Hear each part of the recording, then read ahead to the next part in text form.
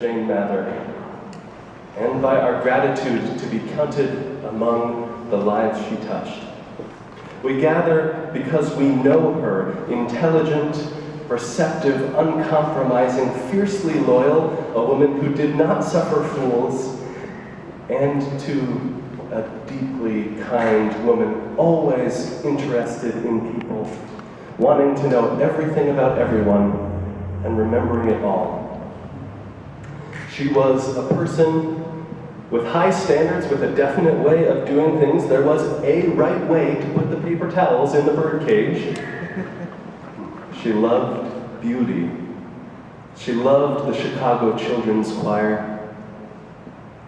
Chris Moore's dream for a citywide choir would never have stayed afloat without Jane. She was instrumental in moving the choir from a program of this church, which it largely was when she arrived, to a program of the city of Chicago. She put structure on Chris Moore's boundless enthusiasm and wild ideas. She would listen to his latest thing. She would put down that ever-present cigarette, set her mouth, narrow her eyes into a piercing focus, look up and say, "Chris, you just can't do that." And Chris would flush and roll his eyes and then smile because Jane was right. We're grateful today to have with us these alumni joining their voices in song. Jane believed in education. She read constantly no matter what she was doing, and at least once books ended up packed in the freezer or dropped in the washing machine by accident. She had a wickedly sharp sense of humor and a dark one at times, too. She confided in these last months, "I don't want people to know I'm dying because they come and I look fine and they're disappointed." She was disciplined and organized, even then, when it would take her 2 hours of work each morning before she could sit up to talk. She had a full-time job keeping alive then, and she wanted always to talk, to be with people, to tell them how she felt and what she thought. Jane's love of life, her vital spirit lives on in us, in the ways that we order our lives. She lives on in hearts and minds. And most importantly, she lives on in the memories we hold and the stories we share. And in remembering and telling her stories, we put her back together.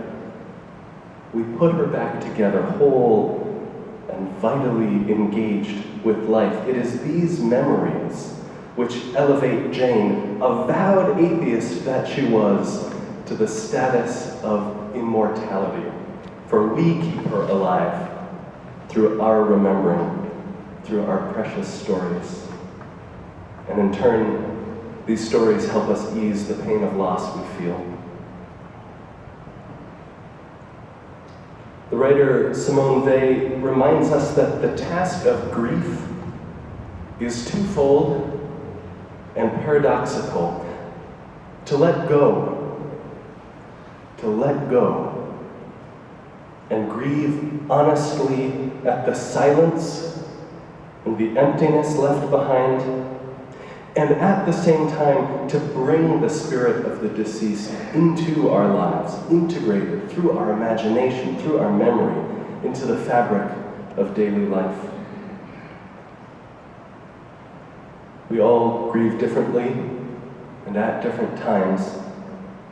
Grief tends to come in waves, sometimes so present that functioning can be difficult, and other times a dull numbness that encourages us to question the depth of our feeling or loyalty. And all this is a natural part of the grieving process, which is at its foundation the invitation to integrate the aspects of another person into our own lives.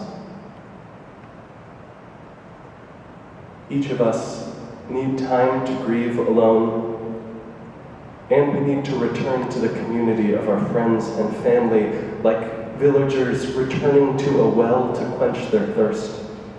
We need to seek one another out for nourishment, for strength.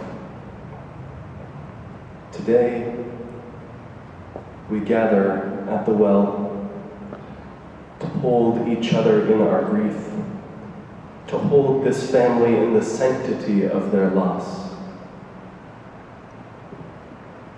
and to be reminded that life is indeed a precious and a fragile gift. I'd like to invite Eric to play now.